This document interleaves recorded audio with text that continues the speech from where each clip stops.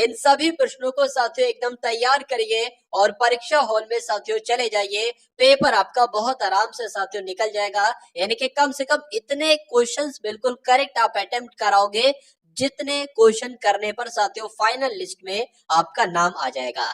तो मैं साथियों ये नहीं कहूंगा कि ये क्लास आपको टॉप करवा देगी, लेकिन ये क्लास साथियों आपका फाइनल लिस्ट में नाम जरूर ला देगी।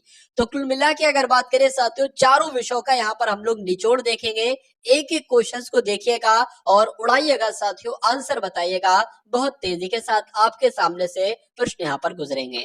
तो पहला प्रश्न आपके स्क्रीन पर है कि भाषा की सबसे छोटी इकाई कौन सी होती है। तो एग्जाम में अगर ये प्रश्न आपसे पूछ लिया जाए तो आपको ध्यान रखना है, वर्ण जो है ना, वर्ण ये भाषा की सबसे छोटी इकाई होती है। आंसर आपका डी के साथ जाएगा। पृथ्वीराज अगर बात करें पृथ्वीराज रासो की बात करें तो ये महाकाव्य है साथियों, इसके रचयिता आपसे पूछे जा रहे हैं कौन है, तो इसके रचयिता कौन है साथियों, चंद बरदाई है। आंसर आपका बी के साथ जाएगा। निम्नलिखित में से कौन सा एक संयुक्त व्यंजन नहीं है। देखिए संयुक्त व्यंजनों की अगर बात करें तो बताने की कोशिश कीजिए। छा की अगर बात करें तो ये तो संयुक्त व्यंजन है, त्रा की बात करें ये भी संयुक्त व्यंजन है, ज्ञा की बात करें ये भी संयुक्त व्यंजन है, और चौथा संयुक्त व्यंजन साथियों उआ होता है। तो कुल मिला के अगर बात करें ये साथियों संयुक्त व्यंजन नहीं है, नहीं है तो यही आपका बिल्कुल सही जवाब हो जाता है। वर्णमाला किसे कहा जाता है साथियों, वर्णमाला किसे कहा जाता है, शब्दों के समूह को कहा जाता है तो नहीं, वर्णों के संकलन को भी नहीं कह सकते, शब्द गणना को भी नहीं कह सकते। जो इसका सबसे बढ़िया आंसर होगा वर्णों के एक व्यवस्थित समूह भी होना चाहिए साथियों। सिर्फ वर्णों का समूह सही नहीं आंसर हो सकता, वर्णों का जो व्यवस्थित समूह होता है साथियों उसको वर्णमाला कहा जाता है। राइट आंसर आपका डी के साथ जाएगा। उसके बाद देखिए बच्चे बूढ़े ये किस शब्द युग्म के अंतर्गत आते हैं, आपसे पूछा जा रहा है। देखिए अगर बात करें बच्चे और बूढ़े सार्थक निरर्थक है, मतलब इसका कोई मतलब है और इसका कोई मतलब नहीं है, ऐसा तो नहीं है, दोनों का कुछ ना कुछ मतलब है। क्या साथियों विलोम है ये दोनों एक दूसरे के, या क्या दोनों ये पर्यायवाची है, तो पर्यायवाची भी नहीं है। क्या दोनों निरर्थक शब्द है, यानी कि जिनका कोई अर्थ नहीं है, ऐसा भी नहीं है। कहा यह जा सकता है कि ये दोनों साथियों विलोम है, यानी कि बच्चे का विलोम साथियों होता है एक तरीके से बूढ़ा। तो जिनका आंसर यहाँ पर ऑप्शन नंबर बी है तो बिल्कुल करेक्ट है। उसके बाद देखिए मैं अपने आप वस्त्र साफ कर लेता हूं, इस वाक्य में कौन सा सर्वनाम है, ये आपसे पूछा जा रहा है, बताने की कोशिश कीजिए। तो प्रश्नवाचक चिन्ह, तो प्रश्नवाचक की अगर बात करें प्रश्नवाचक चिन्ह भी नहीं है और कोई प्रश्न भी नहीं पूछा जा रहा है। अगर बात करते हैं जब भी साथियों इस प्रकार के शब्द आपको देखने को मिले कि मैं अपने आप काम कर लूंगा, मैं ये काम खुद कर लूंगा, मैं खुद चला जाऊंगा, मैं स्वयं अपनी परीक्षा पास कर लूंगा, मैं स्वयं अपना पेपर कर लूंगा, तो इस टाइप के अगर साथियों शब्द आते हैं ना तो वहां पर साथियों निजवाचक सर्वनाम का इस्तेमाल किया जाता है। सही जवाब आपका जाएगा सी के साथ। चलिए उसके बाद देखिए कि ऐसा पद जो क्रिया या संज्ञा की विशेषता ना बताकर एक वाक्य या एक पद का संबंध दूसरे वाक्य या पद से जोड़ता है उसको क्या कहा जाता है। संबंध बोधक कहा जाएगा, विस्मयादि बोधक कहा जाएगा, समुच्चय बोधक कहा जाएगा। देखिए क्रिया विशेषण भी नहीं होगा, विस्मयादि बोधक भी नहीं होगा। अब कुछ लोग यहाँ पर संबंध बोधक लगाएंगे और कुछ लोग यहाँ पर साथियों समुच्चय बोधक लगाएंगे। देखिए यहां से पढ़िए क्या लिखा हुआ है, एक वाक्य या एक पद का संबंध दूसरे वाक्य से जोड़ता है, मतलब एक वाक्य को दूसरे वाक्य से जोड़ता है तो उसको तो साथियों समुच्चय बोधक कहेंगे। इसलिए सही जवाब आपका जो जाएगा वो ऑप्शन नंबर सी के साथ जाएगा। विशेषण का उपयोग निम्नलिखित में से किसके बिना नहीं हो सकता। जैसे कि मैं यहाँ पर साथियों लिख दूं, मैं यहाँ पर साथियों लिख दूं, अगर एक बात करें सुंदर, सुंदर लड़का मैं यहाँ पर साथियों लिख दूं, तो अगर बात करें ये आपकी क्या है, एक तरीके से एक संज्ञा ही तो है। तो संज्ञा की अगर बात करें, देखिए विराम चिन्ह अगर नहीं भी होगा तब भी विशेषण का इस्तेमाल किया जा सकता है। यहाँ पर आपको दिख रहा है कोई विराम चिन्ह नहीं। कर्ता की अगर बात करें ना भी हो तब भी विशेषण का इस्तेमाल किया जा सकता है। क्रिया ना भी हो तब भी विशेषण का इस्तेमाल किया जा सकता है। लेकिन अगर संज्ञा ही नहीं है, यानी कि यहाँ पर कोई शब्द ही नहीं है, तो साथियों कैसे आप विशेषण का इस्तेमाल करोगे। सिर्फ सुंदर लिखने का मतलब क्या है, सिर्फ खूबसूरत पहाड़ लिखने का मतलब क्या है, खूबसूरत पहाड़ है, सिर्फ खूबसूरत लिख दो कि क्या फायदा, पहाड़ भी तो होना चाहिए, संज्ञा भी तो होना चाहिए। तो कुल मिला के जिनका भी आंसर यहाँ पर डी था तो बिल्कुल करेक्ट था भाई, बहुत बढ़िया, वेरी गुड क्लास। साथियों अगर बात करें इस वीडियो को अगर आपने लाइक ना किया हो तो आप सभी लोग इस वीडियो को लाइक कर दीजिए। चैनल पर नए हैं तो चैनल को साथियों जरूर सब्सक्राइब करके बेल आइकन पर क्लिक कर लीजिए। और ये जो भी साथियों मैं आपको यहाँ पर क्वेश्चंस करवाने वाला हूँ ये सब के सब साथियों टॉप लेवल के एकदम क्वेश्चंस है, एग्जाम में आपको दिखने वाले साथियों क्वेश्चंस हैं। चलिए, तो आर्द्र की अगर बात करते हैं, आर्द्र की अगर बात करें तो इसका विलोम साथियों क्या होता है, तो इसका विलोम आप लोग ध्यान रखेंगे शुष्क होता है। तो जिनका भी आंसर यहाँ पर ऑप्शन नंबर डी था तो बिल्कुल करेक्ट हो जाता है। निम्नलिखित में से कौन सा शब्द स्त्रीलिंग में प्रयुक्त होता है? देखिए यहाँ पर अगर बात करें आचार्य कैसा है तो ये तो पुल्लिंग हो जाएगा, हंस कैसा है, पंडित कैसा है, लेकिन ऋतु के साथ साथियों कैसी आएगा? अब कैसी आएगा तो ये आपका साथियों स्त्रीलिंग शब्द हो जाएगा, आंसर आपका ए के साथ। अब उसके बाद देखिए डॉक्टर ने मरीज को देखा और उसे दवा दी। ये वाक्य आपसे पूछा जा रहा है, ये वाक्य कैसा है? देखिए संयुक्त वाक्य है, संयुक्त मिश्र वाक्य है, सरल वाक्य है या मिश्र वाक्य है, बताइए। देखिए मैं आपको बता देता हूं साथियों, कभी भी आप किसी भी वाक्य में अगर और देख लो या किसी भी वाक्य में साथियों तथा देख लो या किसी भी वाक्य में साथियों किंतु परंतु लेकिन देख लो, इस टाइप के अगर आपको साथियों शब्द दिख रहे हैं तो वो हमेशा साथियों संयुक्त वाक्य होगा। उसके अलावा अगर बात करते हैं साथियों मिश्र वाक्य की, कभी भी आप किसी वाक्य में साथियों की देख लो, क्या के देख लो, या किसी भी वाक्य में साथियों क्योंकि देख लो, तो वो कैसा वाक्य हो? वो हमेशा साथियों मिश्र वाक्य होगा। और अगर सिंपल सा कोई वाक्य है जिसमें और वगैरह ये सब नहीं है तो वो आपका सरल वाक्य हो जाएगा। अब उसके बाद देखिए अगले नंबर का प्रश्न आपकी स्क्रीन पर है।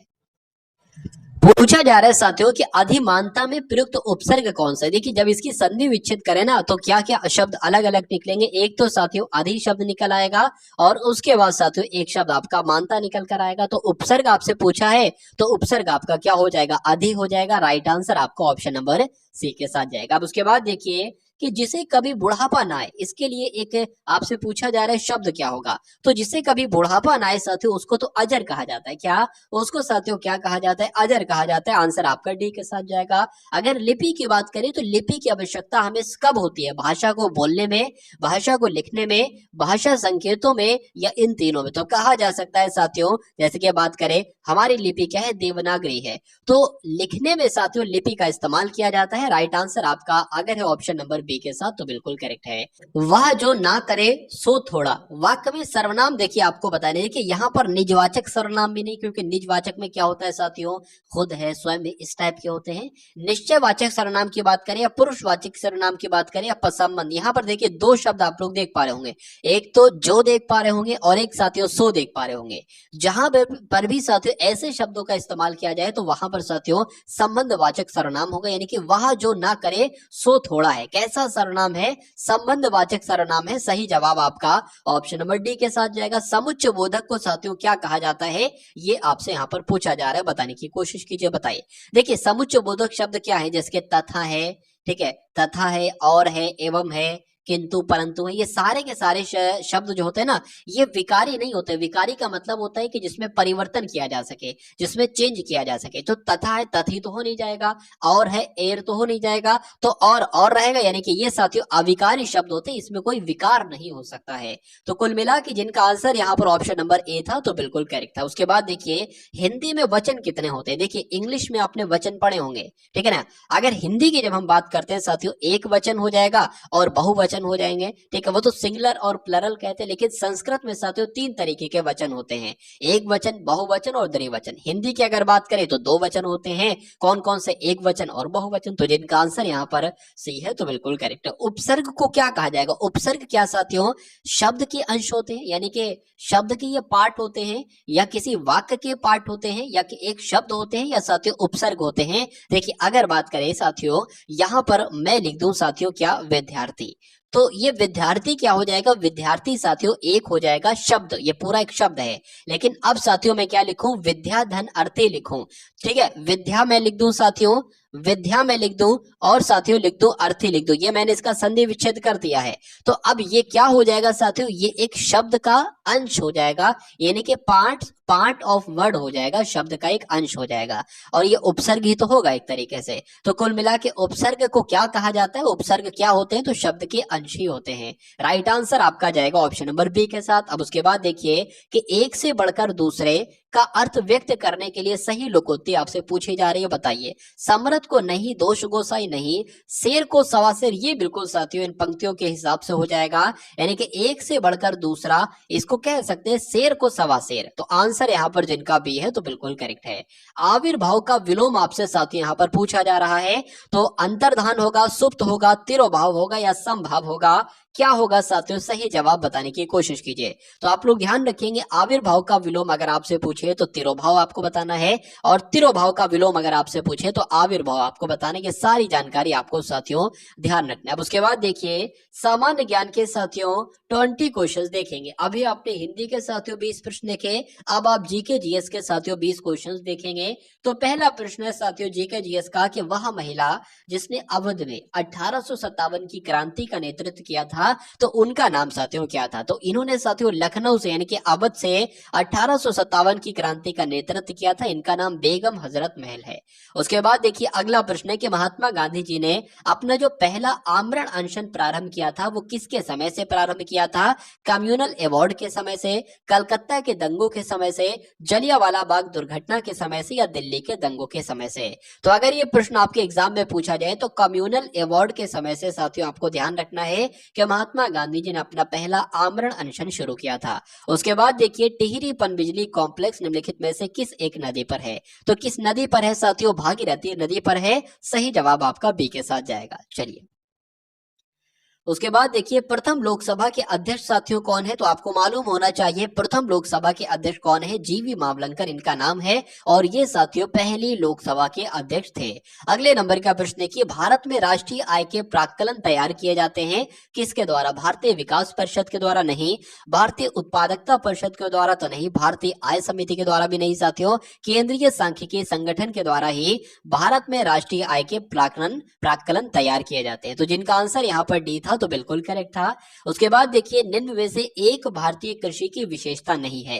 तो इनमें से साथियों देखिए भारत की कृषि की विशेषता है, बिल्कुल साथियों कृषि जो है ना, अपने यहाँ की कृषि जो किसान है वो प्रकृति पर बहुत ज्यादा निर्भर रहते हैं कि बारिश होगी, अपना हिसाब किताब नहीं बनाएंगे, बारिश पर निर्भर रखेंगे तो फसल सही तरीके से तैयार नहीं हो पाती अगर टाइम पर बारिश ना हुई। ठीक है, मतलब जब बारिश होना थी तो हुई नहीं, और जब नहीं होना थी तो इतनी हुई कि उतनी होना नहीं चाहिए। चलिए तो उत्पादकता का निम्न स्तर, बिल्कुल साथियों उत्पादकता का निम्न स्तर ये पहचान है भारतीय कृषि की। फसलों की विविधता भी है साथियों, लेकिन बड़े खेतों की प्रधानता भारतीय कृषि में ना के बराबर है। तो कुल मिला के सही जवाब आपका जो जाएगा वो ऑप्शन नंबर डी के साथ जाएगा।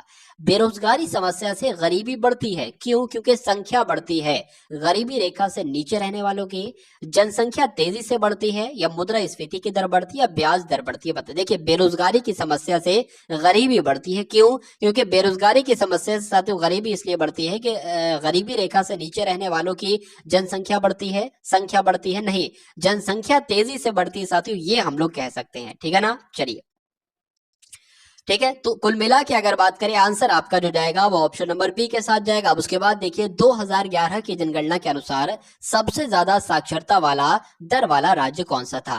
तो सबसे ज्यादा साथियों साक्षरता दर कहाँ की थी, तो केरल की थी, ये आप लोग ध्यान रखेंगे। राइट आंसर आपका जाएगा ऑप्शन नंबर बी के साथ।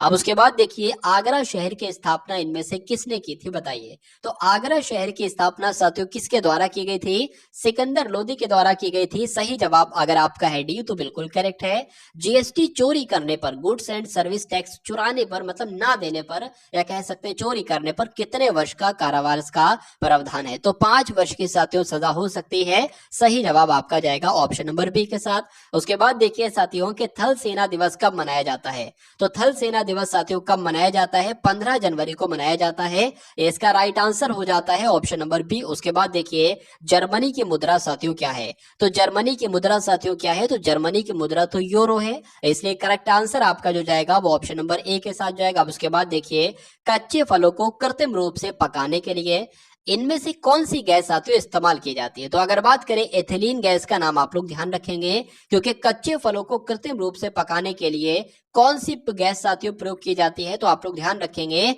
एथिलीन गैस का नाम आप लोग ध्यान रखेंगे। उसके बाद देखिए अगला प्रश्न है कि इनमें से जीवित प्राणियों का कौन सा समूह एक ही से संबंधित है, बताइए। तो अगर बात करें चीनी, अमेरिका, भारतीय था, काले अफ्रीकी नहीं, चीता, शेर था, बिल्ली, ये बिल्कुल सही हो जाएगी, ये आपका सही जवाब हो जाएगा। तो यही आपका सही उत्तर भी हो जाएगा। प्रकाश संश्लेषण होता है, तो प्रकाश संश्लेषण साथियों कहां पर होता है, तो क्लोरोप्लास्ट में होता है, आप लोग ध्यान रखेंगे। एग्जाम में अगर साथियों प्रश्न आ जाए तो क्लोरोप्लास्ट आपको लगाना है।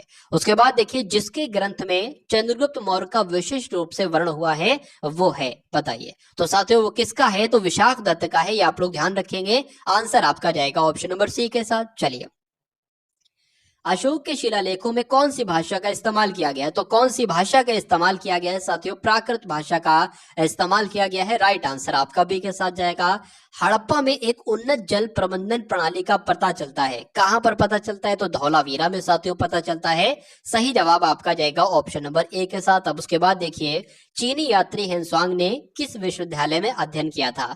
तो किस विश्वविद्यालय में साथियों अध्ययन किया था? नालंदा विश्वविद्यालय में अध्ययन किया था। किसने? चीनी यात्री था, इसका नाम था हेनसुआंग। उसके बाद देखिए अगले नंबर का प्रश्न है, सिपाही विद्रोह के समय भारत का गवर्नर जनरल कौन था? तो सिपाही विद्रोह के समय साथियों भारत का गवर्नर जनरल कौन था? तो लॉर्ड कैनिंग था। इस प्रश्न का सही जवाब आपका जाएगा ऑप्शन नंबर ए के साथ। भाई बहुत बढ़िया, वेरी गुड क्लास। चलिए साथियों, तो अब हम लोग यहाँ पर रीजनिंग के प्रश्न देखेंगे। रीजनिंग के प्रश्नों के बाद साथियों मैथ के प्रश्नों को यहाँ पर देखेंगे। तो रीजनिंग का पहला प्रश्न आपकी स्क्रीन पर है। आपसे पूछा जा रहा है कि पटना, दिल्ली, बिहार और भारत को निम्नलिखित में से किन वेन आरेख से व्यक्त किया जा सकता है? देखिए, अगर भारत की बात करें तो ये भारत के अंतर्गत ही तो होंगे। पटना भी, दिल्ली भी, बिहार भी, सब भारत के अंतर्गत होंगे। तो ये मान लीजिए साथियों हमने भारत बना लिया। अब अगर बात करें साथियों भारत के अंतर्गत ही होगा, भारत के अंदर ही होगा साथियों क्या? बिहार, क्योंकि बिहार एक स्टेट है। और अच्छा, पटना जो है ना, पटना शहर साथियों बिहार के अंदर है। तो ये मैंने साथियों यहाँ पर पटना बना लिया। लेकिन बात करें साथियों बिहार का, दिल्ली से कोई संबंध नहीं है। बिहार एक अलग है, दिल्ली एक अलग है। तो दिल्ली साथियों यहाँ पर मैंने बना लिया। तो कुल मिला के इस प्रकार का साथियों वेन आरेख आपको कौन से ऑप्शन में नजर आ रहा है? तो ऑप्शन नंबर ए में नजर आ रहा है साथियों। तो यही आपके प्रश्न का बिल्कुल सही जवाब हो जाता है। अब उसके बाद देखिए साथियों अगले नंबर का प्रश्न है कि रिक्त स्थान को आपको पूरा करना है। यहां पर अगर बात करें साथियों इस सवाल को आप कैसे कर सकते हो? देखो, अगर इन लेटर को इसमें साथियों फिट करें और फिर देखें क्या कुछ बन सकता है। सबसे पहले डी वाले से स्टार्टिंग करते हैं। ए एम लिखा हो ना, तो साथियों ए लिख लिया और फिर एम लिख लिया। और उसके बाद अगर बात करें बी लिख लिया साथियों, फिर आपने बी लिख लिया और फिर साथियों एम लिख लिया। कितने हैं? 1 2 3 4 5 6 7 8 9 10 11 12 13 14 15 है कुल मिला के। तो 3 3 में बांट लेते हैं। ये आपका बच जाएगा, ये 1 हो जाएगा, 1 2 3 ये आपका 1 हो जाएगा, 1 2 3 ये 1 हो जाएगा, 1 2 3 ये हो जाएगा। तो क्या साथियों कुछ मिल रहा है? ए बी बी है, उसके बाद एम एम ए है, एम बी बी है, ठीक है ना। यहाँ पर ए बी बी था, यहाँ पर एम बी बी कर दिया तो एम बी ए हो गया। मतलब कुल मिला के कुछ नहीं मिल रहा है। तो ये तो साथियों ऑप्शन कट हो जाएगा। अब साथियों एक बार हम लोग सी वाले को देख लेते हैं। क्या कर लेते हैं? सी वाले को देख लेते हैं। एम बैठा दिया हमने यहाँ पर और ए बैठा दिया और फिर साथियों बी बैठा दिया और फिर ए बैठा दिया और फिर साथियों एम बैठा दिया। 3 3 का पेयर बना लेते हैं। 1 2 3 4, ठीक है। और ये आपका अलग हो गया एम बी बी, ठीक है। अच्छा यहाँ पर देखिए एम बी बी ये भी है, एम बी बी ये भी है और एम बी बी ये भी है। और ये क्या है? M A M A. मतलब एक की अगर बात करें एक पेयर है, उसके बाद जो दूसरा पेयर है वो बिल्कुल सेम होगा। एक को छोड़ के दूसरा पेयर बिल्कुल सेम होगा। ऐसे ही एम ए और एम ए, ठीक है ना। तो कुल मिला के अगर बात करें ये सही लग रहा है और सही लग रहा है तो यही आपका सही जवाब हो जाता है। अब उसके बाद देखिए साथियों कथन आपके सामने है और निष्कर्ष आपने सामने है। कथन में कहा गया है कि सभी दार्शनिक पुरुष हैं। मतलब जितने भी दार्शनिक है ना वो सब के सब साथियों पुरुष हैं। उसके बाद कहा गया कि सुकरात दार्शनिक था, ठीक है। अब निष्कर्ष के देखिए निष्कर्ष कौन सा सही है और कौन सा साथियों यहाँ पर निष्कर्ष गलत है, इसको देख लीजिए एक बार। देखिए सभी दार्शनिक पुरुष हैं, इतना पढ़ चुके थे। सुकरात दार्शनिक है तो सुकरात पुरुष है, बिल्कुल साथियों सुकरात पुरुष हो जाएगा क्योंकि कहा गया है कि सभी दार्शनिक पुरुष है और सुकरात एक दार्शनिक है। तो जाहिर सी बात है सुकरात जब दार्शनिक है तो पुरुष होगा, तो सुकरात पुरुष था, तो ये बिल्कुल सही हो जाएगा। महिलाएं दार्शनिक नहीं बन सकती, यहाँ पर महिलाओं का कहीं भी कोई जिक्र नहीं किया गया है, तो ये इसलिए आपका गलत हो जाएगा। सही आपका जो होगा वो केवल एक आपका सही होगा। उसके बाद देखिए अगले नंबर का साथियों क्वेश्चन आपकी स्क्रीन पर है। यहाँ पर अगर बात करते हैं साथियों, देखिए सुनीता अनीता से लंबी है, तो यहाँ पर साथियों हम बना लेंगे। मान लीजिए ये आपकी कौन होगी? ये सुनीता हो गई, ठीक है। कहा जा रहा है कि सुनीता जो है ना ये अनीता से लंबी है, तो अनीता साथियों यहाँ पर आ जाएंगी। फिर अनीता आपके यहाँ पर आ गई। सुनीता अनीता से लंबी है, रीना चित्रा से लंबी है लेकिन बानू से छोटी है। तो अलग को बना लेते, क्या पता साथियों रीना ऊपर जाए, नीचे जाए, बीच में आए। तो कुल मिला के हम इतना बना ले रहे हैं कि रीना जो है वो चित्रा से लंबी है, ठीक है। चित्रा से लंबी है, रीना जो है वो चित्रा से लंबी है लेकिन बानू से छोटी है। कौन? रीना बानू से छोटी है साथियों, ये बन गया। उसके बाद लिखा है कि अनीता चित्रा से छोटी है। अनीता जो है ये जो है ना अनीता चित्रा से छोटी है, यानी कि अनीता चित्रा के नीचे आएगी अनीता। और उसके बाद कहा गया तो हमने भैया यहाँ पर क्या अनीता को हमने यहाँ पर बना लिया। अनीता चित्रा से छोटी। उसके बाद कहा गया है कि चित्रा सुनीता से लंबी है। चित्रा जो है ना ये सुनीता से लंबी है, चित्रा सुनीता से लंबी है, तो सुनीता साथियों क्या, सुनीता भी यहीं पर आ जाएगा, ये आपको ध्यान है। यानी कि सबसे छोटी अनीता, उससे लंबी कौन साथियों, सुनीता, उससे लंबी चित्रा, और उससे लंबी रीना, और उससे लंबी, सबसे लंबी साथियों बानू। किसके बारे में पूछा जा रहा है, सबसे छोटी कौन है, तो सबसे छोटी तो साथियों अनीता है, तो अनीता आपका सही जवाब हो जाएगा। अब उसके बाद देखिए अगले नंबर का साथियों प्रश्न आपकी स्क्रीन पर है। चलिए साथियों यहां पर अगर बात करें, बच्चों की एक पंक्ति में रवि दाईं ओर से चौथा है और श्याम बाईं ओर से दूसरा है। जब वे आपस में अपना स्थान अदल बदल कर लेते हैं तो रवि दाईं ओर से नवा हो जाता है और श्याम का बाईं ओर से क्या स्थिति होगी, आपसे पूछी जा रही। देखिए इसमें आपको इस टाइप के क्वेश्चन कभी भी आपको देखने को मिले तो आपको सिंपल सा क्या करना है कि बच्चों की एक पंक्ति, उसमें रवि दाईं ओर से चौथा है, ठीक है, तो दाईं ओर से यानी कि इधर से साथियों, तो क्या हो जाएगा, रवि की अगर बात करें, रवि आपका ये यहाँ पर आएगा और इसका इधर मान लीजिए यहाँ पर 1 होगा, यहाँ पर 2 होगा, 3, और इसकी 4 रैंक है यहाँ से दाईं ओर से रवि की। उसके बाद कहा गया है कि शाम की जो है ना वो बाईं ओर से दूसरी रैंक है, तो यहाँ पर साथियों अगर बात करें ये आपकी दूसरी रैंक किसकी हो जाएगी, क्या नाम लिखा है, शाम की। चलिए तो इधर से चलते हैं तो शाम दूसरे नंबर पर है और इधर से चलते हैं तो रवि चौथे नंबर पर है। कहा गया है कि जब इनके स्थान आपस में अदल बदल कर लेते हैं, यानी कि रवि की अगर बात करें ये इधर से चौथे स्थान पर था, इसको हम यहां पर ले आते हैं, रवि को यहां पर ले आते हैं, यानी कि शाम की जगह पर ले आते हैं, और रवि की जगह पर साथियों शाम को ले आते, ये यहाँ पर प्रश्न में कहा गया है, स्थान अदल बदल कर लेते हैं ना। तो अब अभी तक साथियों शाम की दूसरी पोजीशन थी, अब बाईं ओर से अगर बात करें, बाईं ओर से दूसरी पोजीशन रवि की हो गई है और दाईं ओर से चौथी पोजीशन शाम की हो गई है। तो कुल मिला के अगर बात करें साथियों यहाँ पर क्या लिखा है, उसके बाद स्थान अदल बदल कर लेते हैं, तो रवि दाईं ओर से, ठीक है, स्थान अदल बदल करने के बाद रवि जो है ना, ये रवि ये दाईं ओर से नमा हो जाता है, दाईं ओर से क्या हो जाता है साथियों, ये नमा हो जाता है, ठीक है। यानी कि कहा जा सकता है कि अगर यहां से चला जाए 1 2 3 4 5 6 7 8 9, ठीक है, 9 कुल मिला के यहां पर आएगा रवि के स्थान पर। अब रवि के बाद कितने लोग थे, रवि की तो इधर से दूसरी पोजीशन थी, यानी कि एक बंदा इधर और होगा, तो कुल मिला के साथियों 9 लोग ये हो गए, 9 लोग ये हो गए, रवि तक 9 लोग हो गए और एक लोग और हो गया। तो अगर आपसे ये पूछा जाता कुल पंक्ति में कितने बच्चे हैं, तो कुल मिला के साथियों 10 बच्चे हैं, क्योंकि इधर से तो इसकी रैंक 9 बन रही है और ये इधर से साथियों इसकी दूसरी बन रही है, तो एक बंदा इधर और होगा। तो इस सवाल का जवाब आपको मिल गया कि 10 बच्चे हैं। उसके बाद पूछा कुछ और गया है शायद, देखिए कि शाम की बाईं ओर से क्या स्थिति होगी, यानी कि इधर से साथियों शाम की बाईं ओर से क्या स्थिति होगी। जब अगर बात करते हैं साथियों, आपको मालूम पड़ गया है कि यहाँ पर साथियों 10 लोग हैं, और अगर बात करते हैं साथियों इधर से इसकी पोजीशन क्या है, चौथी है, यानी कि इधर से साथियों इसकी तरफ 3 लोग होंगे।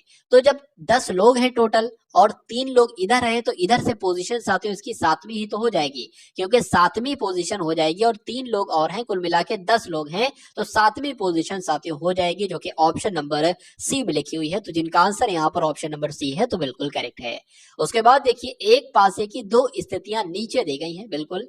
जब एक शीर्ष पर होता है तो कौन सी संख्या तली में होती है, यानी कि 1 नंबर के आपको पूछा जा रहा है कि विपरीत में कौन सा होगा, बताइए। अच्छा 1 नंबर तो साथियों यहाँ पर है, ठीक है, और कहीं 1 नंबर और कहीं नहीं है। देखिए मैं आपको एक ट्रिक बताता हूँ साथियों, वो आप लोग यहाँ पर ध्यान रखेंगे कि एक ही फलक, देखिए ये भी सेम फलक है और ये भी सेम फलक है और सेम बिंदु है, सेम बिंदु है, तो सेम बिंदु है। अब 5 की अगर विपरीत की बात करते तो आपका 3 हो जाता, 1 के विपरीत की अगर बात करते तो आपका 6 हो जाता। कंडीशन क्या है, कंडीशन ये है कि ये चारों नंबर अलग अलग होना चाहिए, ऐसा नहीं 3 यहां पर भी और 3 कहीं यहां पर भी आ गया, ऐसा नहीं होना चाहिए। सेम फलक होना चाहिए, सेम फलक के साथ अगर सेम नंबर है तो ये फलक की अगर बात करें ये विपरीत हो जाता है। पूछा क्या गया है, 1 का विपरीत पूछा गया है, तो 1 का विपरीत साथियों क्या हो जाएगा, 6 पॉइंट है ना, 1 2 3 4 5 6, तो 6 साथियों इस प्रश्न का बिल्कुल सही जवाब हो जाएगा, जो कि आपका ऑप्शन नंबर सी में है भाई। बहुत बढ़िया, वेरी गुड क्लास। उसके बाद देखिए घर की अगर बात करते हैं, तो घर की अगर बात करें, घर का संबंध जैसे कमरे से है, विश्व का संबंध किससे होगा। तो घर में साथियों कमरे होते हैं बहुत सारे, विश्व में बहुत सारे क्या होते हैं, जमीन होती है, सूर्य होता है बहुत सारे, नहीं हवा होती है, राष्ट्र होते हैं। तो कहा जा सकता है साथियों विश्व में बहुत सारे राष्ट्र होते हैं, जिस प्रकार घर में बहुत सारे कमरे होते हैं। तो जिनका आंसर यहाँ पर डी है, तो बिल्कुल करेक्ट है। चलिए अब उसके बाद देखिए अगले नंबर का प्रश्न आपकी स्क्रीन पर, यहाँ पर अगर बात करते हैं साथियों लेटर पोजीशन की, जैसे ए डी एच एम का संबंध है, एम को इस तरीके से लिखा जाता है ए डी एच एम को जेड डब्ल्यू एस एन, उसी प्रकार सी एफ जे ओ को किस टाइप में लिखा जाएगा। देखिए यहाँ पर ए से साथियों जेड हुआ है, यहाँ पर डी की अगर बात करें डी से डब्ल्यू हुआ है, तो एट का ए का अपोजिट होता है साथियों जेड, और डी का अपोजिट होता है साथियों डब्ल्यू, और एच का अपोजिट होता है साथियों एस, यहाँ पर लिखा हुआ है आप लोग देख पा रहे होंगे, एम का अपोजिट होता है एन। तो अगर बात करें सी का अपोजिट क्या होगा, सी का अपोजिट साथियों देखिए शुरू से तीसरे नंबर पर है ना, आखिर से तीसरे नंबर पर कौन होगा, जेड वाई एक्स, तो ये तीसरे नंबर पर, तो सी का अपोजिट एफ हो जाएगा, सॉरी एक्स हो जाएगा। एफ का अपोजिट क्या होगा साथियों, यू हो जाएगा। जे की अगर साथियों बात करते हैं, जे का अपोजिट क्या हो जाएगा, आप लोग ध्यान रखेंगे, क्यू हो जाएगा, और ओ का अपोजिट क्या हो जाएगा, एल हो जाएगा। तो Q x you Q L कहां पर लिखा हुआ है, ये तो साथियों आपका ऑप्शन नंबर सी में लिखा हुआ है, तो यही आपका बिल्कुल सही जवाब हो जाता है। अब उसके बाद देखिए अगला प्रश्न है साथियों, 17 का संबंध आपको बताने किससे होगा, जिस प्रकार से अगर बात करें 145 का संबंध 195 से। देखिए अगर इन दो नंबर को आप देख रहे होगे ना, तो ये साथियों 144 के नजदीक है, और ये साथियों 196 के नजदीक है। ये होता है साथियों 14 का स्क्वायर, और ये होता है साथियों 12 का स्क्वायर। और इसकी अगर बात करें ना, तो ये अगर यहाँ पर साथियों क्या आ जाए, 16 आ जाए ना, तो ये होता है साथियों 4 का स्क्वायर। तो कुल मिला के दो नंबर बढ़ाए हैं, तो दो नंबर हम यहाँ पर भी बढ़ा कर देखें, यानी कि 4 में 2 बढ़ाएंगे तो 6 आ जाएंगे, यानी कि 6 का स्क्वायर क्या होता है, 36 होता है। क्या कितने कितने बढ़ रहे हैं, देखिए इसमें आपने बढ़ाया एक नंबर, इसमें आपने अच्छा घटाया एक नंबर, तो इसमें एक नंबर बढ़ाया है, तो इसमें घटाएंगे तो 36 में से एक घटाएंगे साथियों 35 आ जाएगा। क्या 35 कहीं पर साथियों ऑप्शन में है, तो बिल्कुल है, आंसर आपका जाएगा ऑप्शन नंबर बी के साथ। चलिए उसके बाद देखिए अगले नंबर का साथियों क्वेश्चन आपके स्क्रीन पर है, देखिए और बताइए सही जवाब आपका यहाँ पर क्या हो सकता है। 3 2 2 2, और उसके बाद यानी कि इसको साथियों 7 2 2 2 के रूप में लिखा जाता है, तो 3 3 2 3 को रूप में साथियों क्या लिखा जाएगा, ये आपको देखकर बताना है ऑप्शन में से। देखिए यहाँ पर अगर बात करें साथियों, देखिए ये 2 2 2 2 सेम है, सिर्फ यहाँ पर साथियों 4 बढ़ाया गया है। तो ऐसा हो सकता है कि इसमें अगर 4 बढ़ाए तो 7 हो जाए, और बाकी सब सेम टू सेम उतर जाए। क्या साथियों 73 23 ऑप्शन में लिखा है, तो 73 23 ऑप्शन में नहीं लिखा है, तो ये तरीका नहीं लगेगा। यहाँ पर अगर बात करें, देखिए कोई और संबंध साथियों इसका इससे नहीं निकल रहा है। अगर ऐसा करें साथियों, क्या अगर ऐसा करें साथियों, इसका संबंध जो है ना वो इससे है, मान सकते हैं इससे है, तो इसका संबंध साथियों किससे होगा, ऐसे भी कई बार आपसे पूछे जाते हैं। इसका संबंध इससे कैसे है, देखिए जो प्रथम नंबर है ना, वो प्रथम नंबर आया है। अब यहाँ पर जो प्रथम नंबर है वो प्रथम नंबर आ जाएगा। अब अगर बात करें साथियों, जो प्रथम नंबर है वो प्रथम पे भी है, और साथियों वो अंत में भी है। तो कुल मिला के इसको भी एक बार देख लेते हैं कि 7 आपका शुरू में भी आएगा और 7 आपका अंत में भी आएगा, और ऐसा कहीं आपको नजर आ रहा है, बिल्कुल नजर आ रहा है, ऑप्शन नंबर सी में नजर आ रहा है। उसके बाद साथियों अगर बात करते हैं तो और कैसे क्या बना है, ये एक बार यहाँ पर हम लोग देख लेते हैं। देखिए यहाँ पर अगर बात करें 3 की अगर बात करते हैं, तो जो पहला नंबर है वो साथियों अगर बात करें, यहाँ पर एक और चीज आपको मिल रही है, जो यहाँ पर है, ठीक है ना, जो यहाँ पर है वो आपके यहाँ पर है, तो जो यहाँ पर होगा साथियों वो आपके यहाँ पर आ जाएगा, तो 2 भी है। और अगर बात करें साथियों, यहाँ पर अगर बात करें, देखिए ये जो 3 पहले नंबर था ना, वो पहले पर भी है, आखिर पर भी और दूसरे पर भी है, यानी कि जो पहले नंबर पर होगा साथियों वो शुरू में भी आएगा, यहाँ भी आएगा और यहाँ भी आएगा। तो 77 27 साथियों ऑप्शन नंबर सी में है, और यही आपका बिल्कुल सही जवाब हो जाएगा। पी तथा क्यू की आयों का अनुपात जो है ना साथियों, वो 3:4 है, तथा उनके व्यय का अनुपात कितना है, 2:3 है। यदि उनमें से प्रत्येक यानी कि पी भी साथियों 1200 बचाता है और क्यू भी 1200 बचाता है, तो पी की आय आपसे पूछी जा रही है। देखिए एक चीज आपने साथियों यहाँ पर देखी होगी, क्या मैं आपको ये बता देता हूँ साथियों, अगर बात करें आय में से बचत को जब हम माइनस करते हैं, आय में से बचत को हम जब माइनस करते हैं, तो हमें क्या मिलता है साथियों, व्यय मिलता है। तो उसी प्रकार लिख सकते हैं कि पी की आय कितने हैं, पी की आय साथियों 3x है। तो इस 3x में से अगर बचत कितनी है, 1200 बचत है, अगर बचत को हम घटाते हैं, 1200 को घटाते हैं, तो हमें क्या मिल जाएगा साथियों, हमें उसकी व्यय मिल जाएगा। तो व्यय कितना है, 2 है, ठीक है ना, 2 है। उसी प्रकार ऐसे कर सकते हैं साथियों, यहाँ पर देखिए बिल्कुल कर सकते हैं साथियों, के 3x लिखा और बटे में क्या है 4x हो जाएगा। 4x क्या है साथियों, 4x आय है, ठीक है, किसकी, क्यू की। अगर 4x में से आय में से उसकी बचत को घटाते हैं जो कि 1200 है, तो हमें साथियों क्या मिलेगा, हमें साथियों मिलेगा उसकी व्यय का अनुपात जो कि 3 है। तो ये स्ट्रक्चर तो समझ गया ना, जितना यहाँ पर साथियों मैंने लिखा है समझ गया तो बहुत अच्छी बात है। अब अगर बात करें गुणा कर दीजिए, 3 की गुणा 3 से हो जाएगी तो साथियों 9x हो जाएगा। 9x माइनस आपका कितना हो जाएगा, 12 3 आपका 36 हो जाएगा, 36 हो जाएगा, ठीक है ना। उसके बाद अगर बात करें 4 दूना 8x हो जाएगा, 8x आपका हो गया और साथियों यहाँ पर कितना हो जाएगा, 2400 हो जाएगा। चलिए 2400 हो गया। अब 9x में से ये 8x जाएगा तो साथियों x बचेगा, x बचेगा, सिर्फ x बचेगा। और अगर साथियों बात करते हैं ये माइनस का, ये उधर जाएगा प्लस का हो जाएगा, लेकिन प्लस का होगा ना, यहाँ पर माइनस लगा है तो ये घटेगा कुल मिला के। तो जब ये घटेगा साथियों तो यहाँ पर आपके 1200 आ जाएंगे, ठीक है। तो x बराबर साथियों 1200 आ गया है।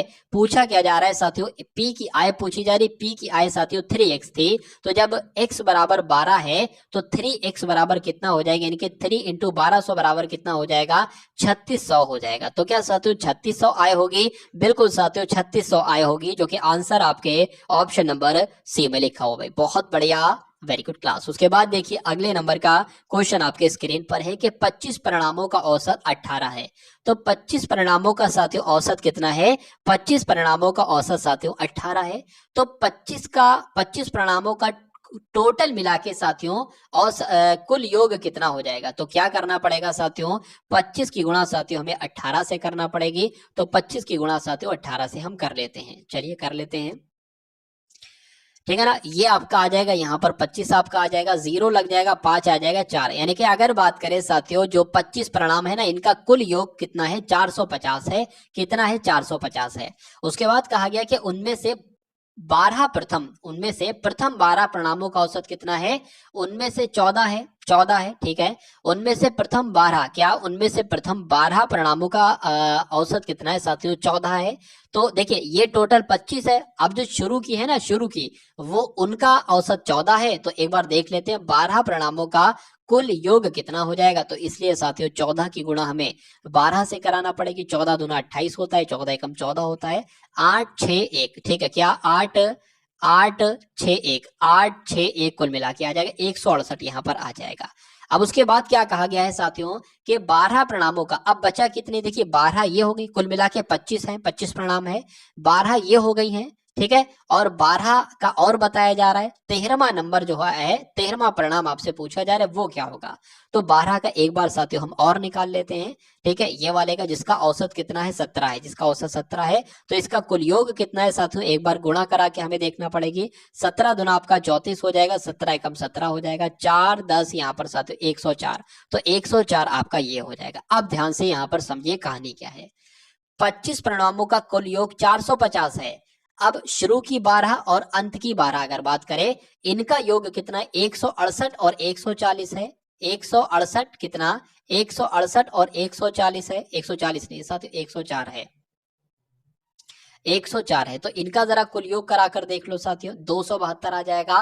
तो अगर बात करें साथियों 25 परिणामों का कुल योग 472 है और 24 परिणामों का कुल योग 272 है, तो क्यों ना साथियों अगर बात करें हम लोग यहाँ पर एक बार ये जोड़ सही है देख लेते हैं। हाँ जोड़ तो सही है, जोड़ तो सही है। तो अगर हम बात करें 450 में से साथियों अगर हम 272 को माइनस कर ले तो हमें 13वां परिणाम मिल जाएगा और वही आपका राइट आंसर होगा। तो यहाँ पर साथियों 8 आ जाएगा। ये आपका कितना हो जाएगा साथियों, ये आपका 4 हो जाएगा, ठीक है ना। 4 हो जाएगा तो ये 1 लेंगे, 14 हो जाएगा, 14 में 7 जाएगा, 7 बचेगा आपका। और यहाँ पर साथियों क्या रहेगा, यहाँ पर साथियों कुल मिला के 78 ही ये आपका बचेगा, ठीक है। चलिए तो 178 साथियों यहाँ पर आ रहा है। तो 178 तो साथियों ऑप्शन में भी नहीं, कहीं पर साथियों कुछ मिस्टेक तो नहीं हो गई है। इसको अगर बात करें कि ये 272 आ जाएगा, तो ये तो साथियों आपका कितना आ गया, हाँ ये तो 272 है। इसको देख लीजिए साथियों, 17 दूना 34, 17 आ जाएगा, 4 आ जाएगा। और ये आपका इतना, ये साथियों 204 आ जाएगा कुल मिला के, क्या आ जाएगा 204 साथियों आ जाएगा। तो इसको भी 204 हमें करना पड़ेगा। अब इसको टोटल करिए तो ये कितना हो जाएगा, 12 हो जाएगा, ये आपका 7 हो जाएगा, ये आपका साथियों यहाँ पर 3 आ जाएगा। तो यहाँ पर साथियों 3 आ जाएगा, ठीक है 3 आ जाएगा। अब घटा, अब करना क्या है आपको, अब घटाना है।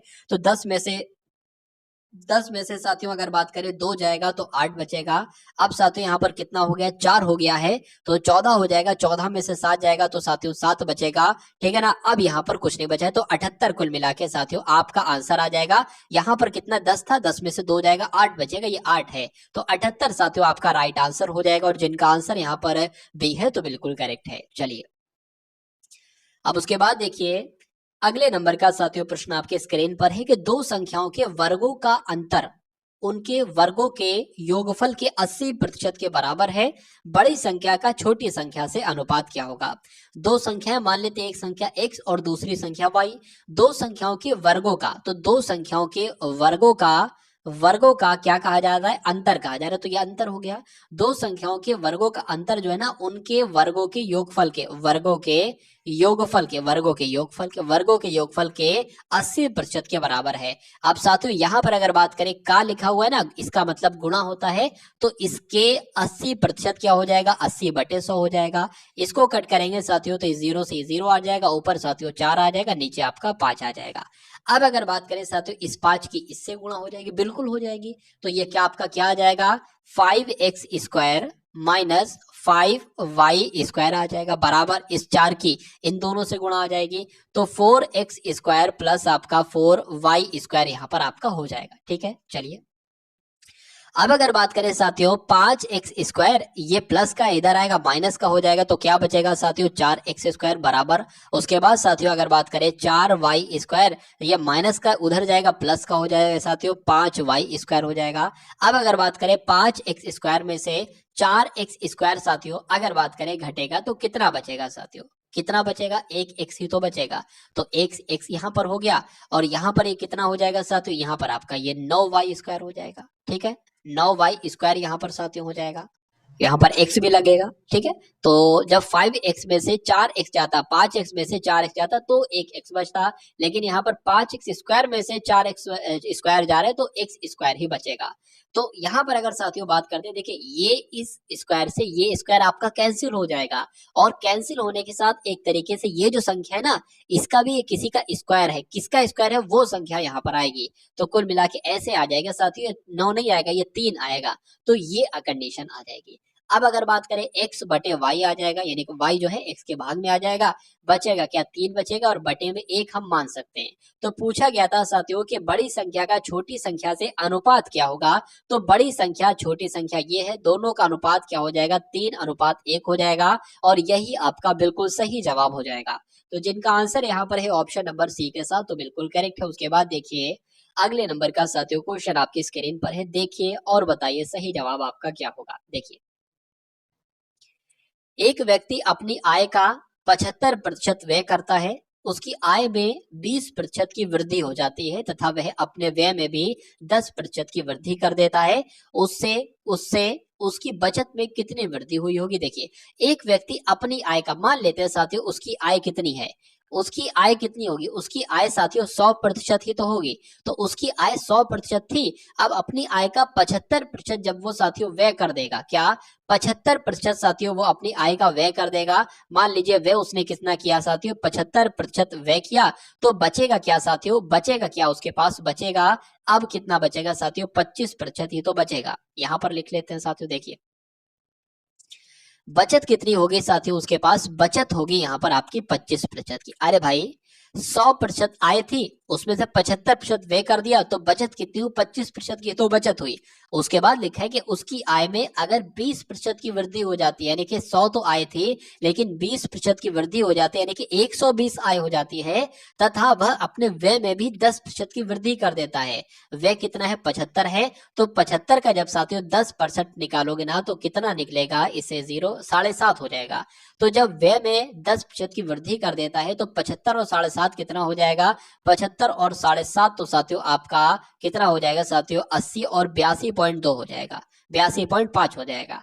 उसके बाद कहा गया तो उसकी बचत में कितनी वृद्धि होगी, ये आपसे साथ यहाँ पर पूछा जा रहा है, बताइए। चलिए देखिए आय कितनी थी, 100 थी, व्यय कितना हुआ, 75 हुआ, तो ये बचत जो आई है एक तरीके से इनका डिफरेंस है, इनको माइनस कराए तब ये आई है। अब आय कितनी होगी, 120 हो गई, व्यय कितना हो गया, 82.5 हो गया, तो बचत कितनी आएगी साथियों, इसको माइनस ही तो कराना पड़ेगा, तो माइनस करा के एक बार देख लेते हैं। 120.0 आ जाएगा और यहाँ पर 5 आ जाएगा, यहाँ पर साथियों 2 आ जाएगा, यहाँ पर 8 आ जाएगा। 10 में से 5 जाएगा, 5 बचेगा साथियों। यहाँ पर जब हम बात करते हैं तो यहाँ पर साथियों कितना हो जाएगा, ये अब 120 नहीं 119 है, तो 9 में से 2 जाएगा साथियों, कितना बचेगा, 7 बचेगा, और साथियों 11 में से 8 जाएगा तो कितना बचेगा साथियों, 3 बचेगा। तो 37, 37.5 यहाँ पर अब आपकी बचत हो रही है। तो अब कहा यह जा रहा है कि कितने वृद्धि हुई उसकी बचत में। बचत पहले थी 25%, अब हो गई है 37.5% वृद्धि हुई है बचत में। तो साथियों कितनी, 12.5 की वृद्धि हुई है। तो इस 12.5 को साथियों प्रतिशत में आपको बदल लेना है।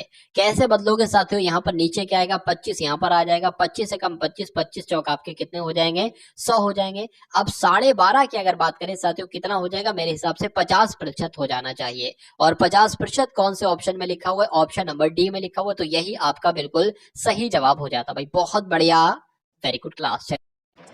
50 से छोटी सभी अभाज्य संख्याओं की कुल संख्या कितनी होगी, मतलब 50 से छोटी जितनी अभाज्य संख्याएं हैं वो आपसे पूछी जा रही। तो देख लेते हैं साथियों कितनी संख्याएं हो सकती हैं, 16, 15, 14, 18। सबसे छोटी अभाज्य संख्या की अगर बात करें साथियों 2 होती है।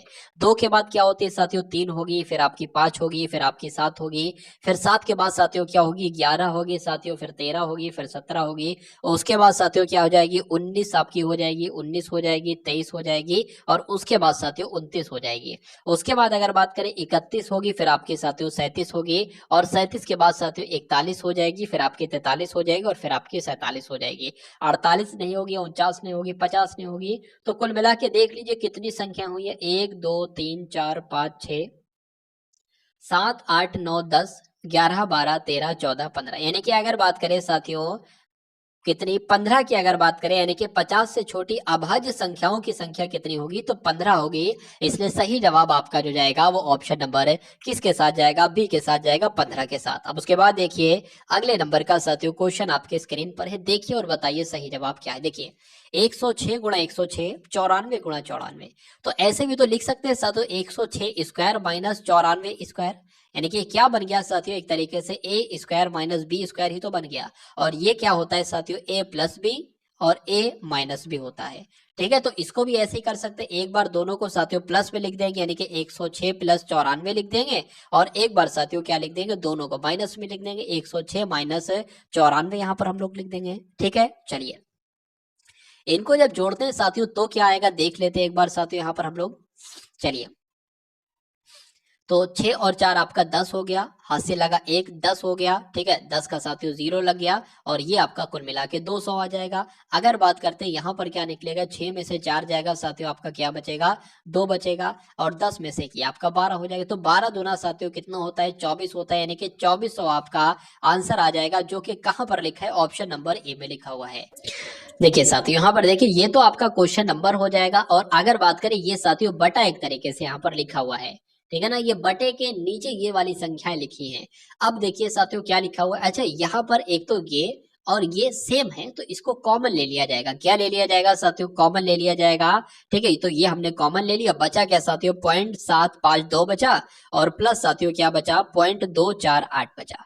ठीक है, चलिए इतना बच गया। और नीचे की अगर बात करें, नीचे भी साथियों कुछ आपका कॉमन जाएगा, 0.7 जाएगा, तो 0.7 साथियों नीचे कॉमन हो गया, बचा क्या साथियों, 0.034 बचा, और प्लस आपका साथियों 0.966 बचा। चलिए इतनी बात साथियों अगर आपकी समझ में आ गई होगी तो आगे बढ़ते हैं। देखिए जब 0.52 प्लस 0.248 को जोड़ोगे तो साथियों 1 आएगा। ठीक है ना, और अगर बात करते हैं साथियों 0.034 प्लस 0.966 को जोड़ोगे तब भी 1 आएगा, तो इसका भी योग 1, इसका भी योग 1, इसलिए ये साथियों कट जाएगा। अब ऊपर क्या बचा, 896 बचा, और नीचे क्या बचा, 0.7 बचा।